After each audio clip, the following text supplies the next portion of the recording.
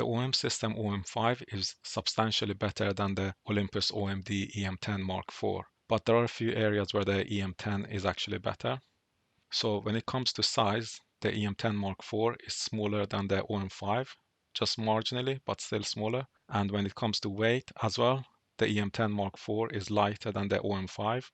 And also the ergonomics of the E-M10 Mark IV is better. So the thumb rest on the back of the camera is a bit more curved. And also the front grip of the camera has a dip in it, which makes it a little bit more comfortable to hold.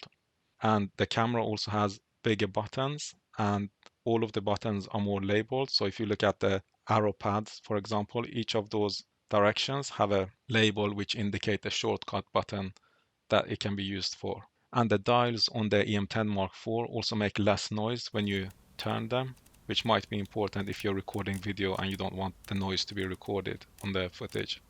So both the EM10 Mark IV and the OM-5 use the same battery, but the battery life on the EM10 Mark IV is substantially longer than the battery life on the OM-5. And I think that's because the OM-5 has a faster processor and more features, so it's a lot more power hungry. The EM10 Mark IV has a built-in flash, which the OM-5 doesn't. The EM10 Mark IV also has a tilt screen, whereas the OM-5 has a flip screen. So in my opinion, a tilt screen is substantially better than a flip screen, because if you flick the screen and you're vlogging, your eyes will be centered on the camera, whereas if you're using a flip screen, your eyes will always look to the side. And also the whole camera will be more compact because it doesn't become as wide when you open the flip screen and turn it to look at it.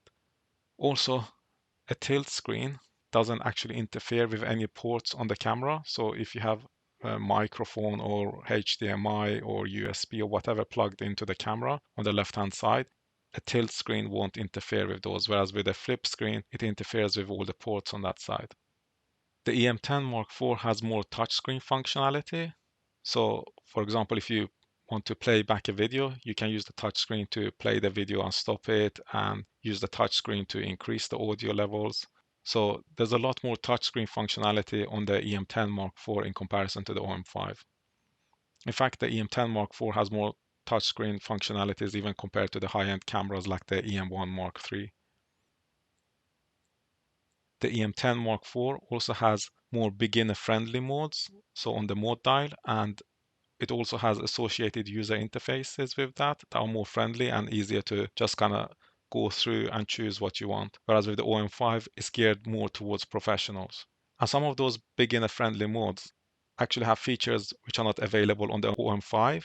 For example, the EM10 Mark IV has a feature for taking panorama shots, and it can actually stitch the panorama picture together in the camera, which is something that you have to do manually on other Olympus cameras, including the OM-5. So that panorama functionality is something that I have only seen on the EM10 Mark IV. So these are the advantages of the EM10 Mark IV over the OM-5. But in every other aspect, I think the OM-5 is a better camera. And to summarize, I would say the EM10 Mark IV is a camera that can be used for amateurs, whereas the OM-5, it can be used by professionals as well because it has all the necessary features to allow that. So just to go through the advantages of the OM-5 camera in comparison to the EM10 Mark IV, the OM-5 has separate compartments for the battery and memory card. The OM-5 has a larger viewfinder. The OM-5 is weather sealed. The OM-5 has a microphone port.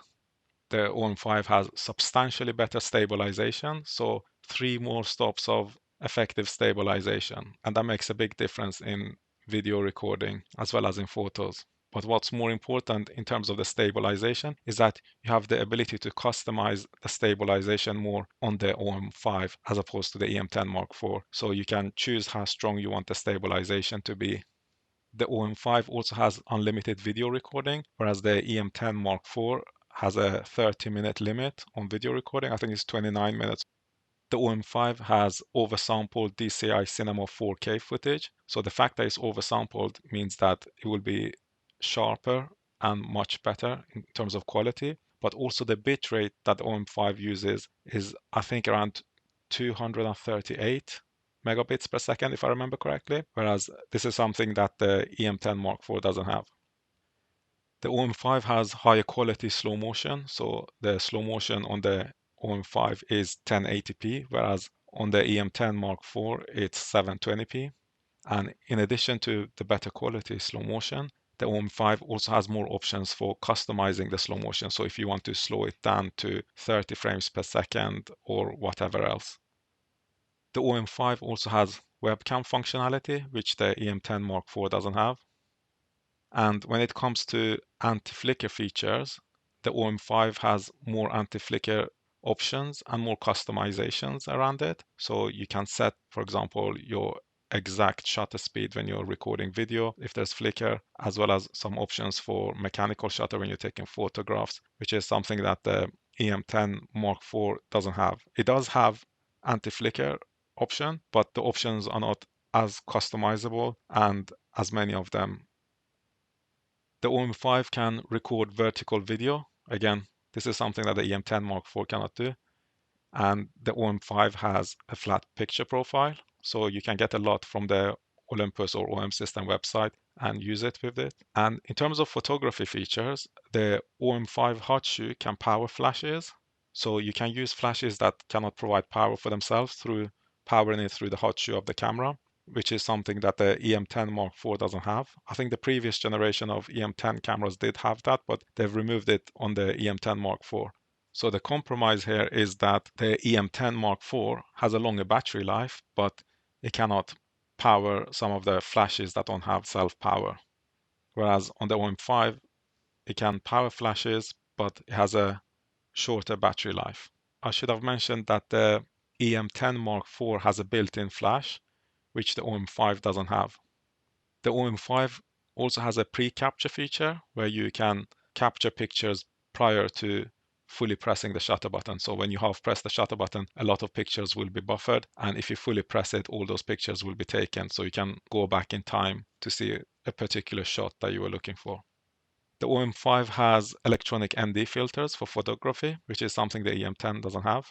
And the OM-5 has pixel shift high resolution mode, which again, the EM10 Mark IV doesn't have. And the OM-5 has a faster mechanical shutter, faster frame rates. The OM-5 also has focus stacking, which the EM10 Mark IV doesn't have. So the EM10 Mark IV does have focus bracketing, but not focus stacking.